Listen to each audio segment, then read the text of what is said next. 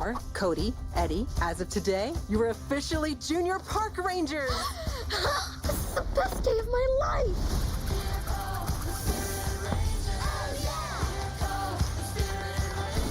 The Spirit Rangers are here to protect every crook, cranny, and critter. The raining rocks are falling all over the park. Not the face, not the face. Thank you for lending a wing. Anytime, rain or shine. Heroic. Why, thank you. I am everyone's favorite spirit, after all. Not too, Coyote. The Spirit Rangers.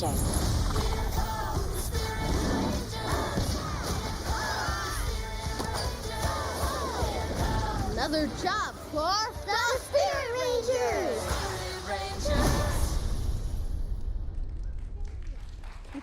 How on Netflix Junior. How fun was that, everyone? As I was doing my homework for this panel, I was kind of imagining as I was watching, I was like, wait, which of these characters would I want to voice? And I was just reminded of that as we were watching the trailer. We have the creator and showrunner of Spirit Rangers, Carissa Valencia, here with us. Hello. As well as JJ Johnson, the creator of Jane and with Sinking Ship Entertainment. I want to make sure I get the full title correct. We're going to see a trailer for Jane in just a moment and chat more with JJ. I want to begin, though, with you, Carissa, since we just saw Spirit Rangers. I feel like the first, maybe most obvious question here is, how does your ancestry influence this amazing series that you created? I don't know how. You couldn't tell. I couldn't tell at all. It's all over the show. So, hi everyone. My name is Carissa. I am Somala Shumash. So I am we're indigenous to the Santa Barbara region, and my heritage, ancestry is all over the show because it's definitely a big part of who I am. So when growing up on the reservation, I grew up with stories of how the dolphins were our siblings and how Coyote and Lizard helped create the first humans. And this philosophy and ideology that not only is nature alive, but it is my family. We are connected. We've always been connected, still connected. So that core belief is definitely at the heart of the series. And then when it came to the characters, I always knew I wanted to adapt our folklore and our traditional stories into a modern lens. But when thinking about like where to set this story, it occurred to me that I had actually never met an Indigenous park ranger before. And at the time, I'm glad to say I have now, but at the time I hadn't. And it was crazy to me because I was like thinking about my family. When we're on hikes, they know every single plant and animal track, and they know the traditional name for that. And I was really thinking about, with TV and film, we have the opportunity to create the world we kind of want to see. And in my dream world, we would get to see a whole family of park rangers who not only love their culture, they bring in that traditional ecological knowledge that's been passed down for generations, but they also exist today. They're using drones, they're using modern science, they exist in the 21st century. So it's not just leathers and feathers, they are scientists and park rangers. And then you'll also see it in the spirits themselves. Something I wanted to include was all the spirits kind of have tribal markings on them, and each of those markings are specific to the region that they're from. So a California spirit will have some awesome rock art, and then if you see a spirit from the Pacific Northwest, they kind of have like a totem pole look to them. Just another way for me to hammer home that Indigenous people are not all the same. We have different customs and beliefs, but just kind of bringing those animals to life. So yeah, my heritage all over this show. Okay, that's really cool. Now I want to go back and watch the first episode again because I didn't know that. I just learned that with all of you. I'm also realizing there's an interesting connection here with both of these series, that it is about connection, both with your ancestry, connection with the natural world, which we know Jane Goodall, most of us probably know her, was very much about like showing how we are connected. What was it like to work with her and then in a way like bring her story to television? Super scary initially. Yeah, I mean, Jane is a series about a little girl who idolizes Jane Goodall. And she desperately wants to save the world, but she kind of lives in the middle of nowhere. So she imagines these incredible adventures where she's traveling the planet with her best friend, David, and this chimpanzee Graybeard, who's her stuffy that comes to life, and they save animals. And inevitably, those adventures start to bleed into the real world. and start causing real world changes. And so that was the pitch for the series. Pitching it to Dr. Goodall herself was, probably one of the, like, I'm just feeling it right now, was like one of the most nerve-wracking moments of my life, because I went in this was shortly after we had our first baby, and that moment when you're looking into that innocent face for me was matched immediately after by being like, oh my God, the world is burning, what are we gonna do? And I suddenly felt like for the first time like an adult. And so I had to be an adult, like you couldn't pretend anymore, like there was something relying on you for survival. And so I came up with this idea, raced into the Jane Goodall Institute in Canada, pitched it to them, and they were like, well, obviously we're gonna need Dr. Goodall to sign off on this. She was coming to Ottawa within a couple weeks, so I went to pitch her, and they, kind of gave me a little bit of a rundown that we had 30 minutes, but admittedly, if she's not too interested, it might only be like 5 minutes. If she if she looks away, just kind of escort yourself out.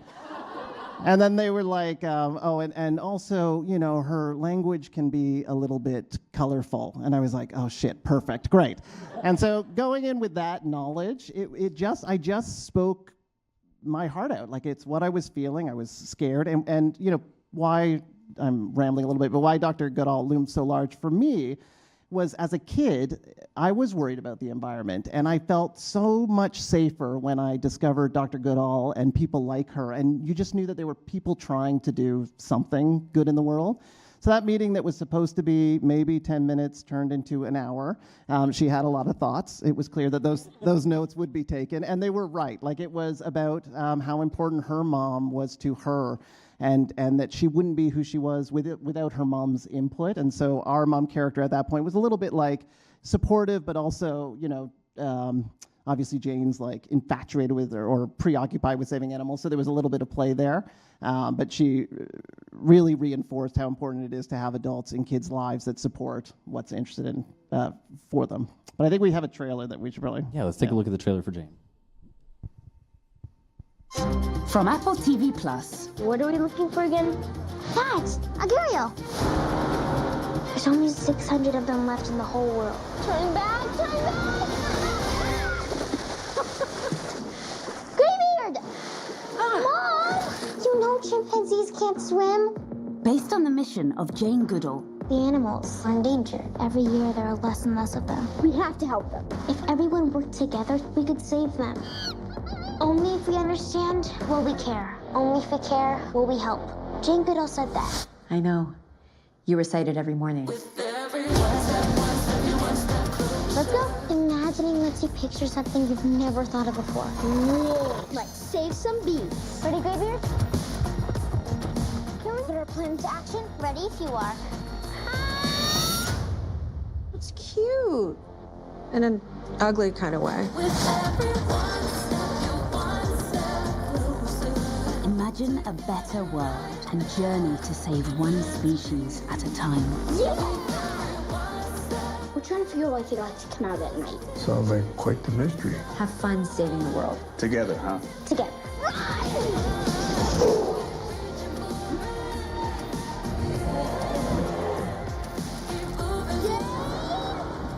I'm never letting you out of my sight again. Jane. Why does everything we try to save attack us? Streaming April 14th on Apple TV Plus. I have to say, excellent work to both of you, creating really fun but also really important series. Just to acknowledge, I think, the reality of the world in which we're living right now, certainly in the United States, there's a pushback against science, against environmentalism, against nature. I mean, against things that really shouldn't be dirty words, right? So if we think about that context and then we consider, okay, well, I want to bring a show, not just to TV, but to kids talking about this. What are some of the challenges or hurdles that you faced, or something that you maybe learned from that process? So for us, Spirit Rangers is geared toward preschoolers, so 3 or 4 year olds. Sometimes we get the 6, 7, 8 year olds in there, but it's a pretty young audience, and topics like climate change are pretty scary, and rightfully so. I think, like, I'm an adult, and I think a lot of natural disasters and climate change are pretty scary. So when we wanted to do a heavier episode, so to speak, there was a little bit of hesitancy from Netflix. They were just like, are we sure we're not going to scare the kids, or we don't want to give them any anxiety about this? And there was one episode we did specifically called Blizzards and Blankets. It was our big finale. And in a typical Spirit Rangers episode, there's a spirit in need, they transform, they save the day.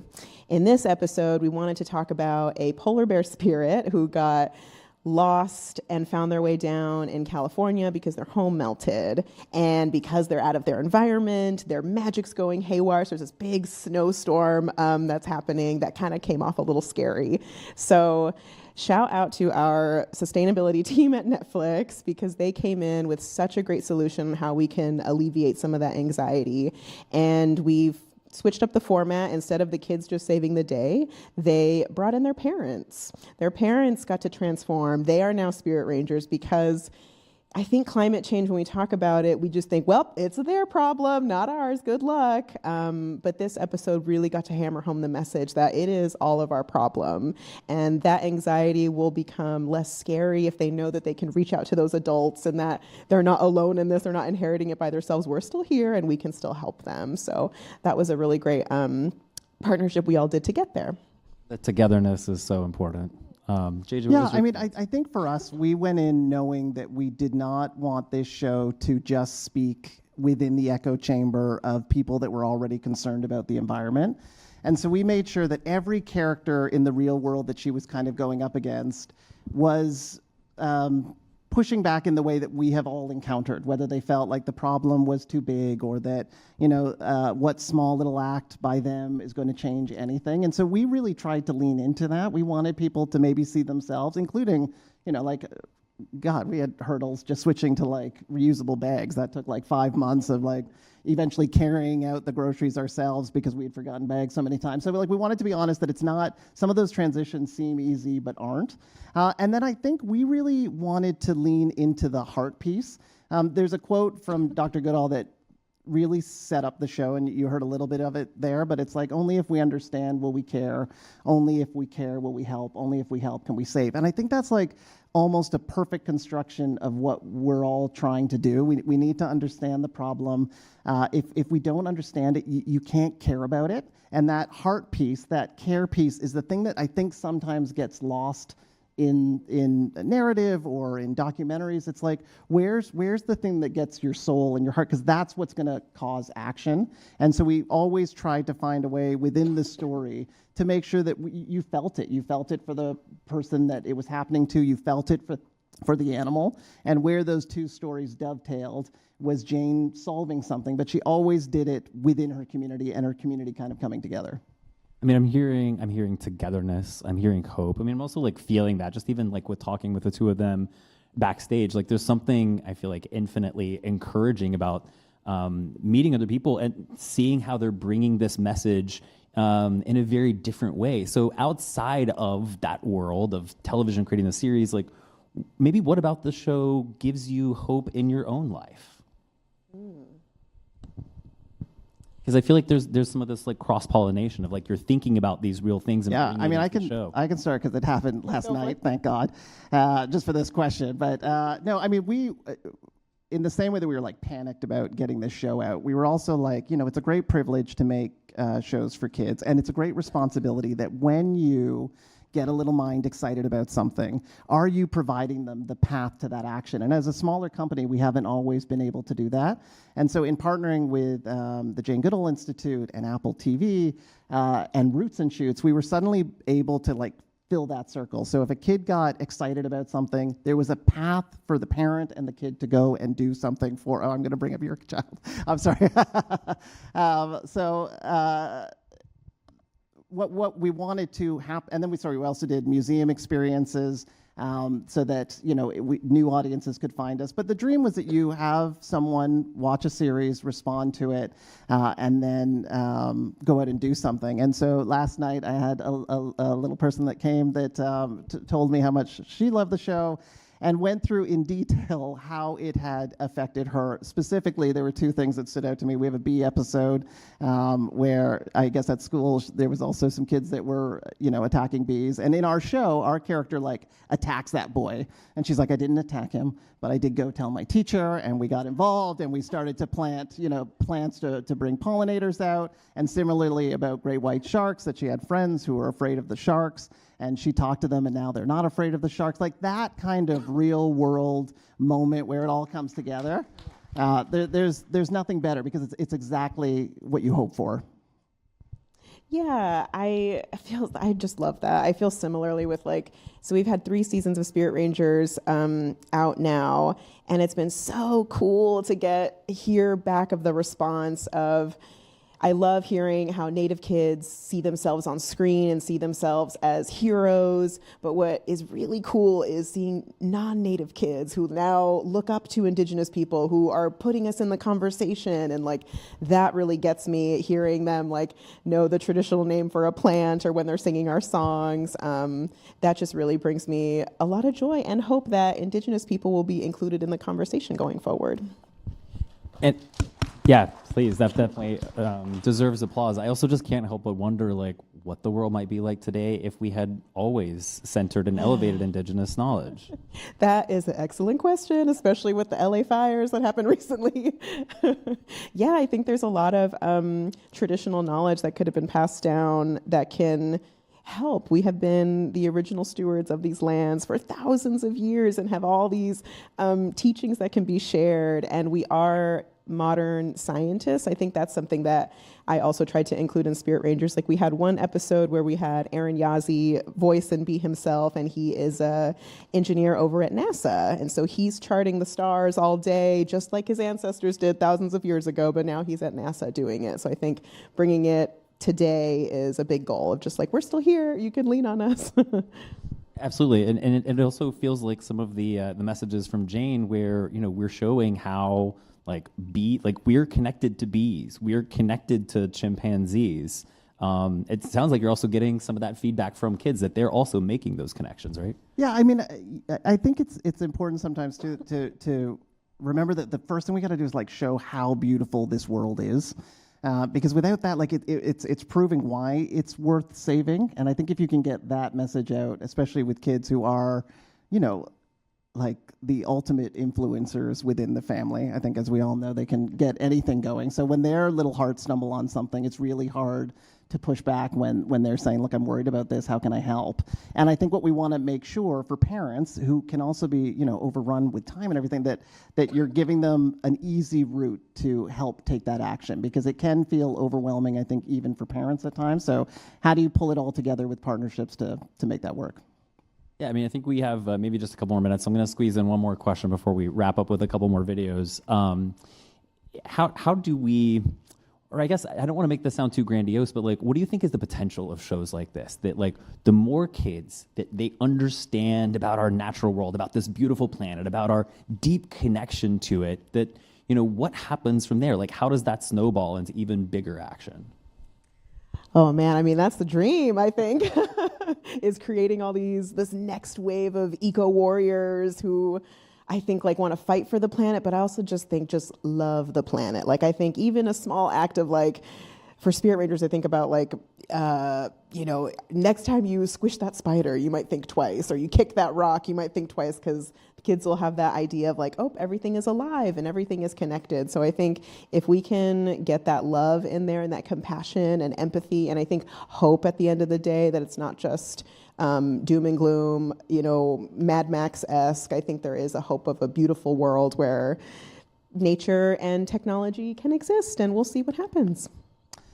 Yeah, I think for me, our Jane character is kind of like an activist in training. She's figuring things out each and every time she goes up against barriers, and she solves them through usually a quote from Jane Goodall kind of helps guide her, but it's really pulling from her community members who eventually she finds a solution that satisfies everyone. And I guess we really wanted to model that. Like it's not easy. It's not easy to change minds. So I'm hopeful, and when you hear little stories of when it's starting to work, that kids finding their voice, realizing this is their future, and what small changes they can make, even with their best friend, like changing the mind of a best friend, that kind of thing to me starts to echo out. Excellent.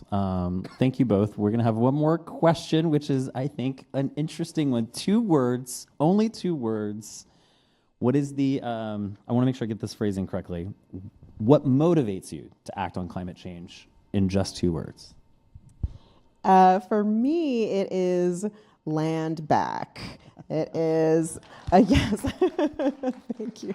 It is a movement giving the lands back to indigenous communities who were the stewards and have the knowledge and can take care of the resources so we can all better thrive. So that's mine. Wonderful. I think I already said, kind of was alluding to mine, and I heard it a lot today. But I'm going to change it to like our kids, because for me, what's the saddest part of what's going on in general is this breakdown of kind of the generational promise that we all want the next group to have it a little bit easier than what we had and a little bit better than what we had. And I think the more that we can all look at the little people in our lives coming up and remember that they deserve it to be improved upon, the better we're all going to start acting. Excellent. JJ and Krista, thank you both so much. Thank you for bringing these amazing series to television. And we're going to leave you with a couple more clips from Spirit Rangers and Jane on Apple TV and Netflix. How about we all do it together? Listen to the spider, the wisest of them all. If you want sweet dreams, you have to listen to my song. We keep the bad dreams far away with everywhere. We are all connected. And every feather will bring good dreams to your head. We are all connected. It makes a circle, no beginning or an end. We are all connected. Sing. We are all connected. We are all connected.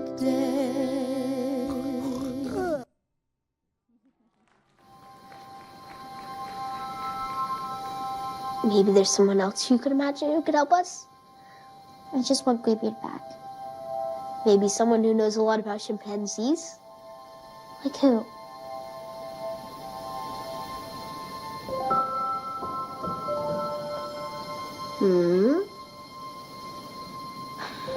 Just close your eyes. I know how it works.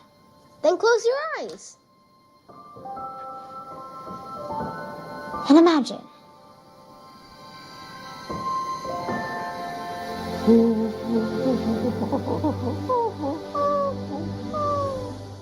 That's how chimpanzees say hello.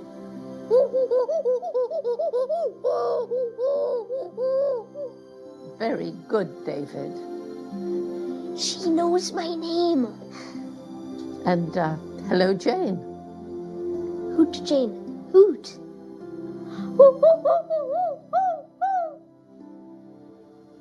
That doesn't sound too happy. Well, chimpanzees don't always sound happy, just like people. They can feel angry, they can feel frightened, and they can feel sad. Just like you, Jane. Jane's sad because our graybeard doesn't want to be her friend anymore. Well, you know, I knew a graybeard once. David Graybeard, my very favorite chimpanzee. I know. He was the first chimpanzee you saw using tools. David Graybeard was the first chimpanzee who trusted me. Once he began to trust me, then the other chimpanzees who'd been so fearful, I think they thought, well, she can't be so frightening after all.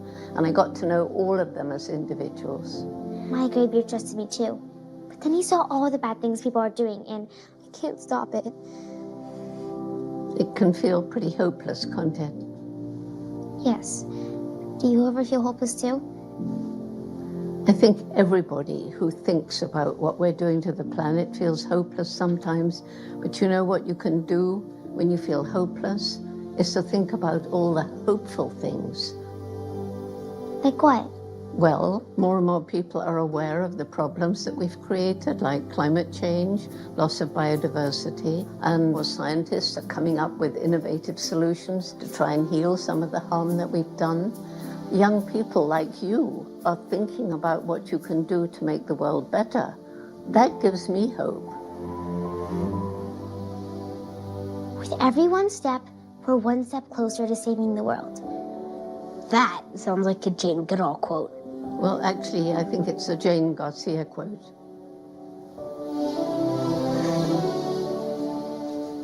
And so, think of things to do, roll up your sleeves, and get out there and do them. And so I think that you deserve to go up on this hero board for all the things that you do.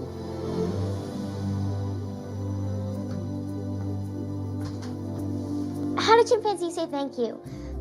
Well, sometimes they groom each other. Can we brush your hair? There's no need for that. Thank you, Dr. Goodall. You can call me Dr. Jane if you like, both of you. And now there's an awful lot to be done to make this world a better place before it's too late. So off you go and help to save our planet.